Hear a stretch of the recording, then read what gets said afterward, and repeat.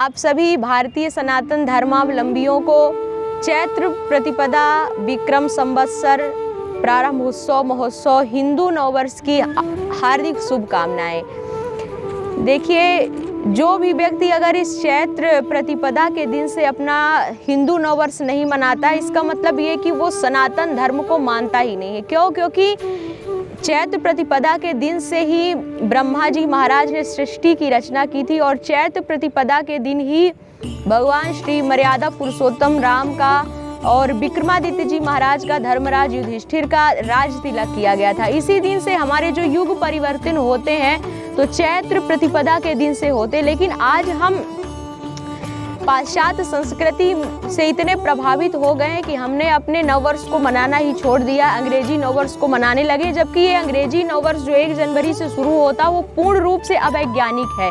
क्यों?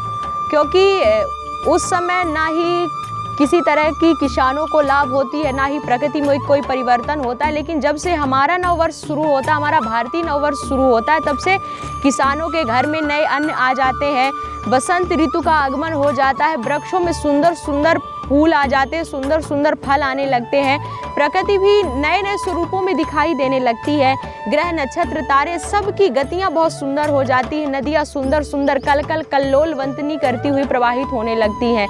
जैसे ही नववर्ष का आगमन होता है, हमारे उसी दिन से ही माँ भगवती सबके घर में विराजमान हो जाती हैं और इतना सुंदर सात्विक तरीके से नववर्ष की शुरुआत होती है। लेकिन फिर भी हम पश्चात संस्कृति को इतना मानने लगे हैं कि हम 1 जनवरी से नववर्ष को मनाते हैं, और जब लोग 1 जनवरी से नववर्ष को मनाते हैं तो पता नहीं क्या क्या खाते हैं उस दिन, और केक काटने की परंपरा है। लेकिन जो हमारा भारतीय नववर्ष है वो कितने सुंदर दिन से शुरू होता है। उस दिन से ही माँ अष्टभुजा नवदुर्गा की पूजा शुरू हो जाती है और हम इन अंधानुकरणों के पीछे इतना दौड़ रहे हैं, इतना भाग रहे हैं कि अपनी पुरानी संस्कृतियों को इससे भूलते जा रहे हैं।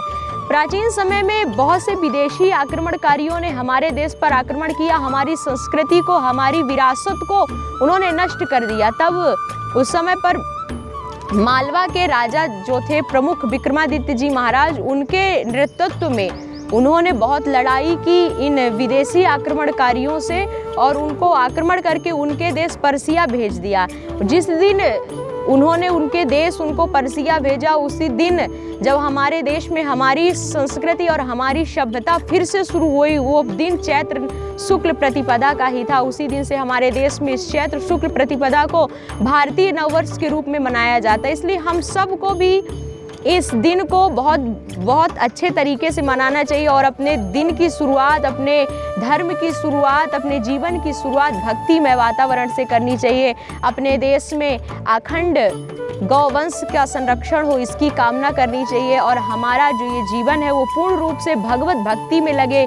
इन सभी भावों के साथ आप सभी धर्मावलंबियों को, सभी देशवासियों को चैत्र शुक्ल प्रतिपदा हिंदू नववर्ष की हार्दिक शुभकामनाएं। जय श्री कृष्णा, जय गौ माता, जय श्री राधे।